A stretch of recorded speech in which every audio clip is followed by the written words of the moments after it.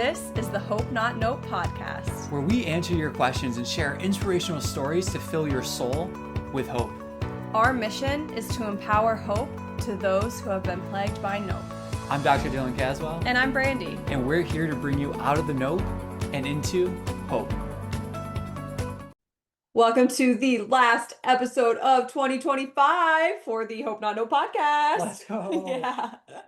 Wow. We are so excited for this episode and just the whole year that has taken place. In the next 2 weeks, we're taking off to celebrate Christmas Eve and New Year's Eve, and we'll be back at you in January. And Christmas Day and New Year's Day. Yeah, but the episode releases on Wednesdays. But, you know, Gotcha. all the things. It's like we celebrate both. We only celebrate the day before the holidays. Well, only the eves. Yeah, only the eves. Basically. You know, there's plenty of episodes. If you're gonna miss us over the next 2 weeks, you can go back and listen to your favorite episode. That's okay as well. But hopefully this episode will really serve you for not just in reflection of this past year, but going into this upcoming year, because our question is from a listener named Corey. And Corey asks, "This year didn't go how I planned. How do I reconcile missed goals and personal failures without dragging that shame into the new year?" Whew. That's a really deep question. That's a very deep question. And wow, I have a lot of thoughts on it. I'm going to have to kind of filter a bit here. But I think there's definitely steps to this. And I'll kind of start with step one. That makes sense to start there. I mean, Have the usually eve you before go you have the day. exactly. Yeah. But really, the eve doesn't count unless the day was already there. You know what I mean? Chicken or egg? Like it's okay, but the chicken and the egg conversation, the chicken is first because God didn't create the eggs; He created the animals. Boom, drop the mic. Well, good place to stop. Thanks for listening. Have a great Christmas. Have a great year. All right, so step one. All right, so step one. Step one is to spend a little time in the failure. I think so often we get told to just move on, just get them next time. And you didn't fail. You got closer to the solution. It's easy to say that retrospectively. Yeah. So I don't feel like all these people, these legends that have said that I never had a failed invention, I just got closer to the solution. I'm sure they didn't feel that in the time. Yeah. I'm sure when the Wright brothers were crashing bicycle planes that they weren't like, we're that much closer. Right. Like there has to be a moment at least of grieving and feeling like this sucks. Yeah, it's almost like you feel defeated. Yeah. Which, like, you can stay in the defeat or you can make the comeback and take the next step forward, but you do feel the defeat. You feel it. Yeah. And I think that's the whole thing with Hope Not Nope in the book is that, look, we're not saying that the nope needs to go away. No. We're saying that the nope is there, but then you have to replace it with hope. So we have to look at the nope and it's okay to stay there just for a moment in time and say, I had goals that I didn't reach, and I'm upset with myself that I didn't reach those. Like, that is okay. And you should grieve that for however long that is for you, but it shouldn't be the thing that you hang on to. And when you hang on to it and you don't let it go, then that's what's going to lead to shame and dragging that into the next year. But it starts with first, like, it's okay to sit there and say, you know what, I had the goals, I didn't reach them. This didn't turn out how I planned. And I feel defeated. Like that. Feel those thoughts, feel those emotions. Because what it's going to do is now set you up for success. And that's what's going to get us out of the shame and not dragging that into the new year, right? So step two is now reflecting on how that felt and recognizing that you don't want to feel that way again. Exactly. Because it's in your control, right? So now we start looking at hope. So step one, like, grieve it. Step two, feel it and recognize that you don't want to feel that way again. Step three, hope. Yeah. Self-agency, goals, framework.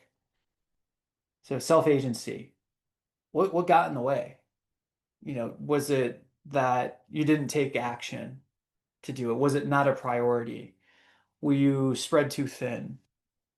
Like, and that kind of goes into framework as well of like what got in the way of you not achieving that goal? Because a lot of Hmm. times we go, like, it was out of my control. Okay, but how much was within your control that was not executed upon that then led to it not being a higher likelihood that that goal could have been Hmm. reached? So we have to look at it and say, well, what got in the way of it in that past year? And if you can identify what got in the way of it, and you can identify that you don't want to feel this way again, well, now you have good success at achieving it that following year. Yeah, I think it's really like those three steps are very simple. Um, it's easy to look at missed goals, personal failures, and either want to put the blame on something else or feel very shameful, which is what Corey's kind of suggesting is like they felt very shameful because they've missed these things. And I am a big believer that you cannot reach your goals if you have shame, in Hmm. the sense of you're letting the shame still kind of run you. Yeah. I think shame can be a good motivator, um, to, oh, it's almost a step two of Hmm. like, I know what the shame feels like, and I don't want that to happen again, and therefore I'm gonna kick my butt into gear or whatever, Right. in order to accomplish it. And I think that that can be awesome, but I think if you carry the shame into the new year and you just continue to, and I don't want this to sound rude, but I know that sometimes things can come off a little aggressive and that's not my intention, but like you don't want to carry a like woe is me attitude into the Hmm. next year or a victim attitude into the next year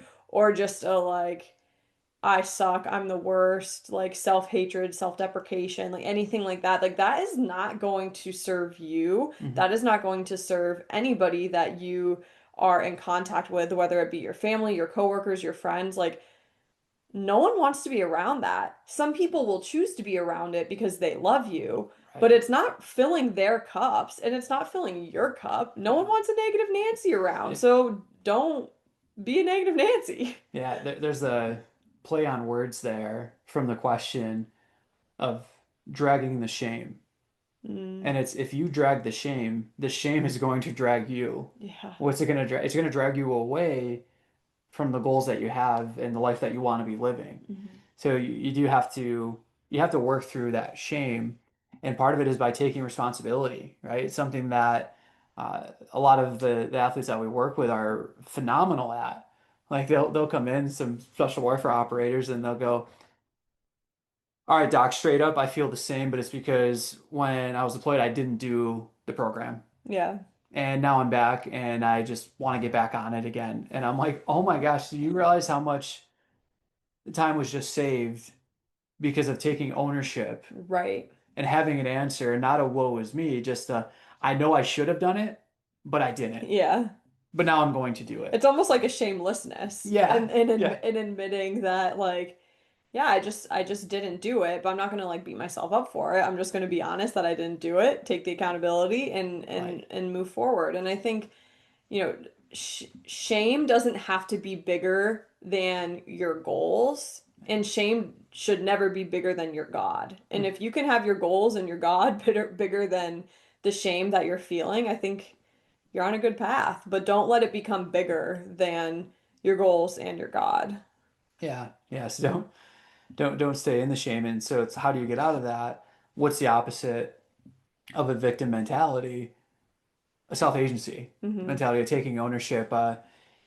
Looking at, and then once you're kind of through that, you can look and go, you know what? I didn't achieve the goal, but I did get closer. Hmm. Right. So afterwards, retrospectively, you can look back and start picking those things up of like, maybe. yeah, everyone has like weight loss goals or strength gain goals or Hmm. things like that. There's a lot of other goals, but these are just the most common ones at like New Especially Year's at the new year. resolution, Yeah. and it's like, okay, you didn't work out 5 days a week for three, however many week, 52 weeks in the Hmm. year, but how many did you? Right. And was that an improvement from the previous year? Like, okay, good. We're not saying great job, but we can say good job. Hmm. Like, you made an effort. So now you achieved some of it. What got in the way of you achieving the rest of it? And I think for a lot of people, they're spread too thin Hmm. because they haven't taken the time to recognize what are their level one, level two, and level three priorities. We all walk around thinking that everything is a level one priority and everything is urgent.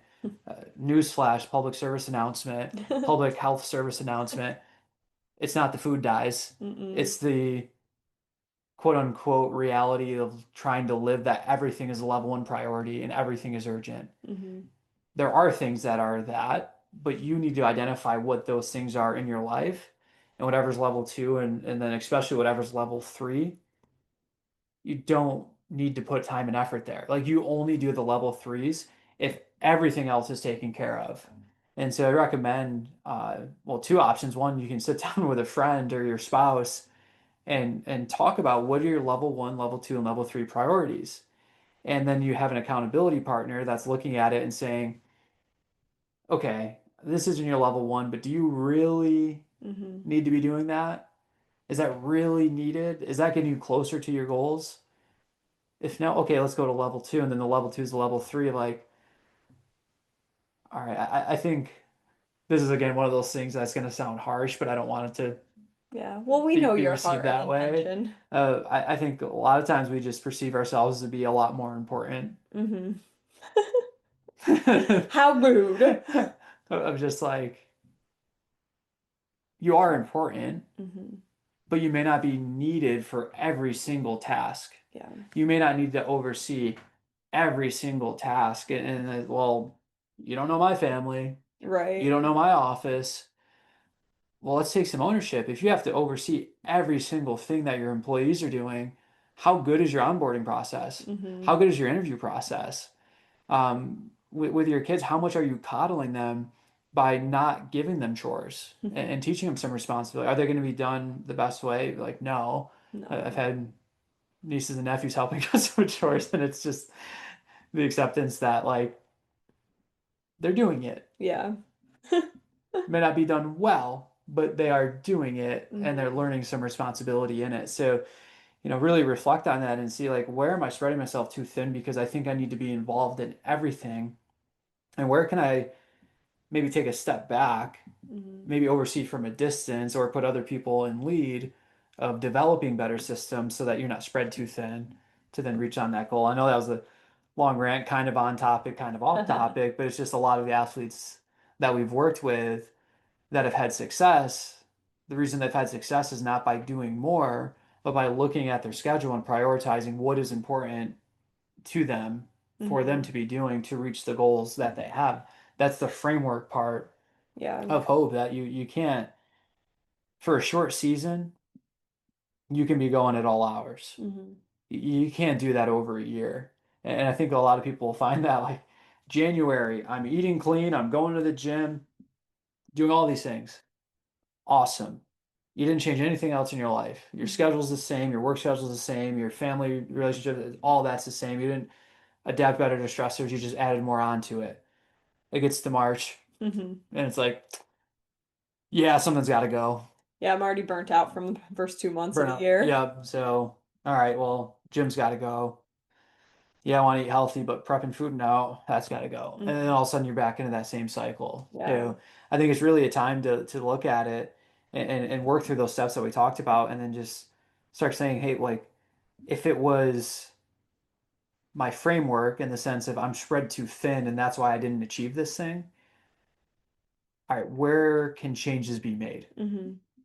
Yeah, I think to kind of sum that up too, it's knowing your priorities, but then also having a realistic idea, and not even idea, but like realistically knowing where your time is going Yeah. within the priorities. Because, like, I'll just be completely honest. Like, my priority is that I talk to my mom and dad on the phone more often. Mhm. Am I realistically putting that in my schedule as much as I should? Right. No. And I need to get better at that. And Hmm. I know I need to get better at that. And so it's like it might be a level one priority, but you might not be doing it. And so looking both at the priority but also at the calendar is going to help you substantially.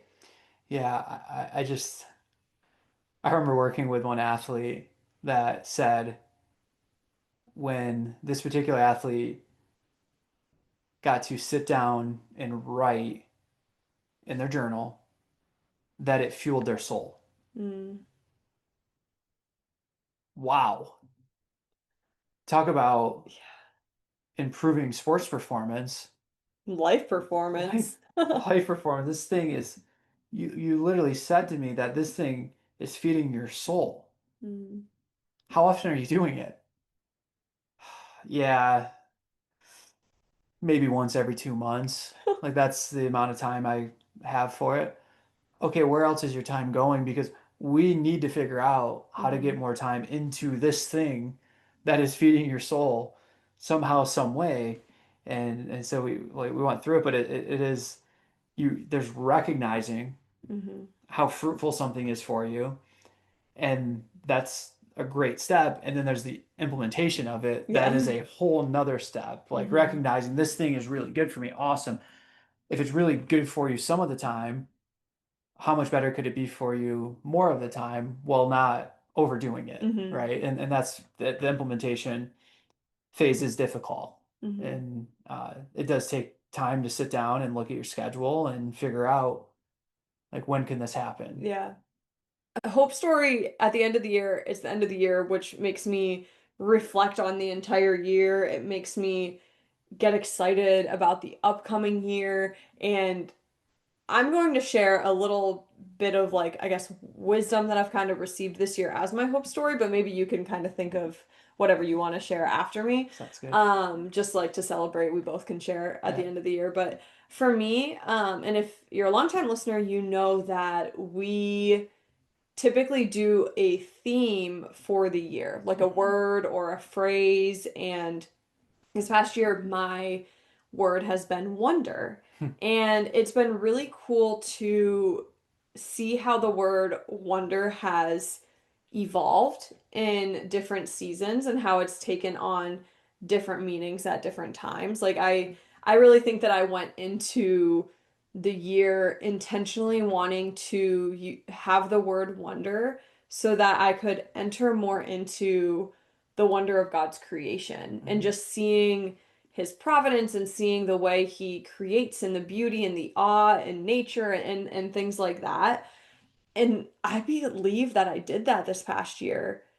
But there's also been times where wonder hasn't been wonder and awe. It's been a lot of wondering Mm. and just wondering and pondering. And I think wondering is so good and has been so healthy for me, but there's been times where my wondering could turn into worrying, and then having the self-agency to not let myself spiral in the Mhm. worry, but then take a step back and ground myself in wonder and awe while I'm wondering. Wow. That was a lot of words, but all that to say, I think like it's been really good. It's been a really good theme for me this year to experience God through wonder and through wondering and what that can do for somebody who creates yes, the physical space, but also just the mental space to put yourself in that posture. And so that was my 2025 theme and how the year has kind of gone and has ebbed and flowed throughout different seasons. You don't have to share about your theme, but you can, or if you have a different thing you want to share about this past year, you can do that. Whatever floats your boat, Dill. Yeah, I'll share quickly about my theme. I love your theme, Wonder. My theme was perseverance, Hmm. and you can imagine what that theme brings about. May not be a word that in you want to choose in a this. year. No, just kidding. When it was put on my heart, it was one of those that was like, ooh.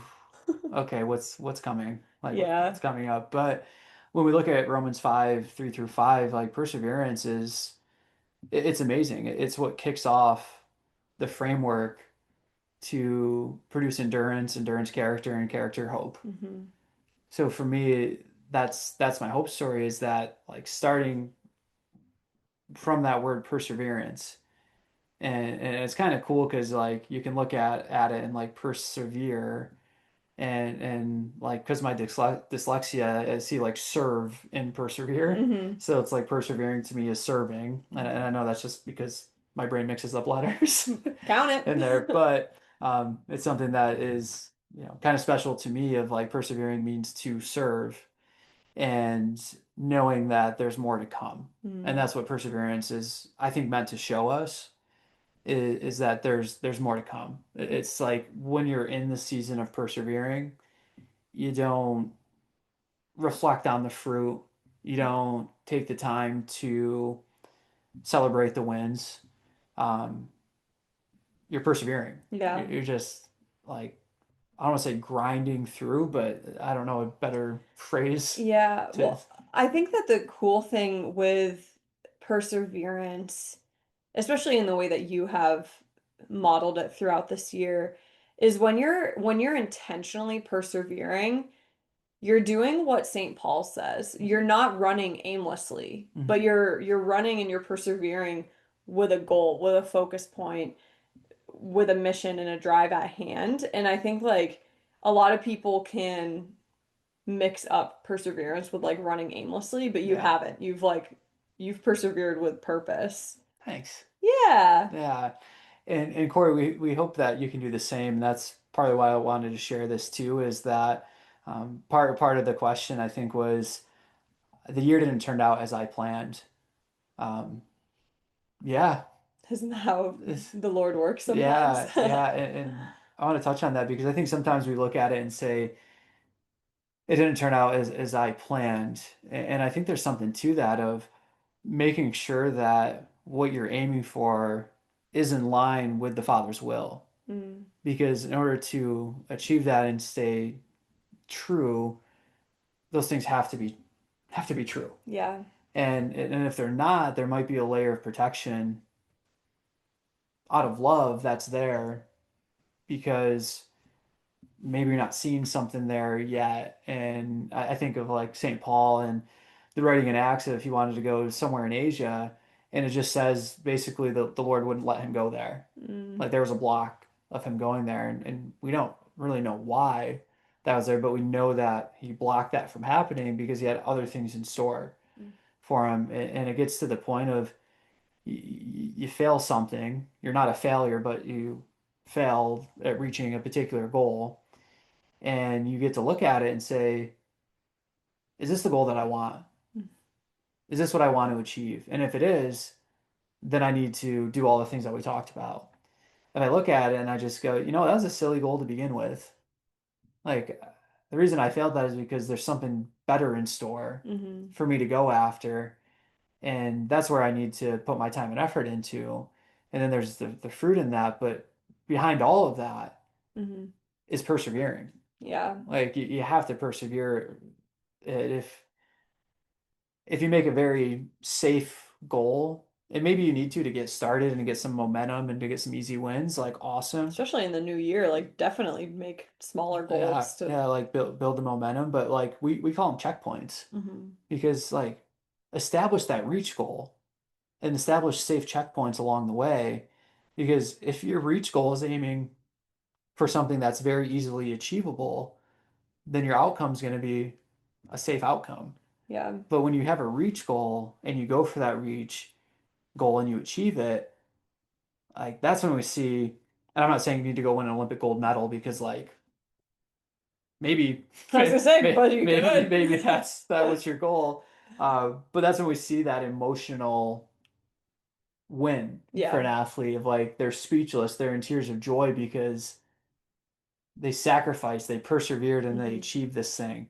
And it's not just with Olympic gold medals, it's with like opening a business, Hmm. releasing a book, maybe you're a new parent, like whatever that may be. But when you set that bar high and you have safe checkpoints along the way for momentum, when it's reached, give yourself the permission to also have the emotion of joy. Because we started about this talking about, feel the grief of Hmm. it. And the only reason we want you to experience that and then to get out of it is so that when you feel the other side of it, you can really feel it. Yeah, 100%. Yeah. Yeah. Awesome. Oh, what a great episode. What a great year. Thank you for joining us and coming along with us on this journey of perseverance and Yeah. of wonder. And this upcoming year, I love that you said like there's more to come. Mhm. And I look at this upcoming year and I'm like, there's just so much more to come. I am not naive that not everybody will say this about their lives, but I'm very fortunate that I look back on my life and I'm like, God has been so good. I feel like every year has just gotten better and better and Yeah. better. And I know that that might not be the case forever, but I'm gonna continue to pray that it is. And for us, like this year was awesome. The year before was awesome because that was the year we got married, and Mhm. there's so much joy in that. But then this past year was really cool, and now this upcoming year, and there's just so much more to come. And God is so generous, and I'm grateful that we get to share about him and talk about him on this podcast, but that he's also ignited this passion to serve and to lead people like you who are listening and allow you to grow spirit, mind, body, and all the things, and that we're able to just kind of be a catalyst and all the things. So, Yeah. um, yeah, very, very thankful. Yeah, I forget where this came from. I think I'm pulling it from a song, but I think it comes from like a famous preacher Oh, okay. you may know, but it goes something along the lines of the greatest shame of life is that many people spend it not living. Mm. Drop the mic. And for Corey, for anyone listening going into the new year that maybe had a difficult 2025, you didn't reach the goals, you're feeling some shame. We just pray that you can go into 2026 and live Mm. and live as fully as you can each day because there truly is there's abundance, and yes, you have to persevere, and there can be struggles, but that's part of living Hmm. is like to face those, but then to recognize and fully feel the joy of what it is Yeah. to be a human, Hmm. Yeah. which is pretty cool, Yeah, right? exactly. Yes. So thank you for submitting the question. Thank you for everyone that's been listening to Mhm. this podcast. I can't believe we're in the 100s Yeah. now. That was a milestone we hit this year, was the 100th episode. Yes. That's something when we started, we're like, yeah, we gotta get to 100, and then you get to 100 and you're like, wow, Let's go, like baby. that happened kind of quick. Yeah. But like, oh, awesome. So thank you for listening. Thank you for the amazing questions that have been submitted. Keep them coming in. We Hmm. we love answering them. And we hope you have a phenomenal holiday season, time to recharge, to connect with family, a good time to start thinking of those level one, two, three priorities of um, how clean does the house need to be Hmm. versus how much can you take some stress away and say, yeah, it's at 95%, and that rest of the 5% is going to go into like hanging out with family Yeah. versus toothbrush scrubbing the tile because family's coming over. Right. So just speaking to the Italian mothers out there. Yeah, exactly. But we hope your holiday season is just filled with joy, family, and just soaking in time and just being present. Yeah. That's key. Merry Uh, Christmas. Merry Christmas, Happy New Year. Happy We'll New see you in the Year. new year. Yeah, and remember every day, every year, every holiday. Yeah. It's not just a day, month, year holiday to be hopeful, but an opportunity to become hope. The Hope Not Know podcast is meant for educational, informational, and personal development purposes only and does not constitute any health or medical advice. If you're looking for specific advice, connect with us to work with a Hope coach. The Hope Not Know podcast shall not be liable or responsible for any loss or damage allegedly arising from any information or suggestions in this podcast.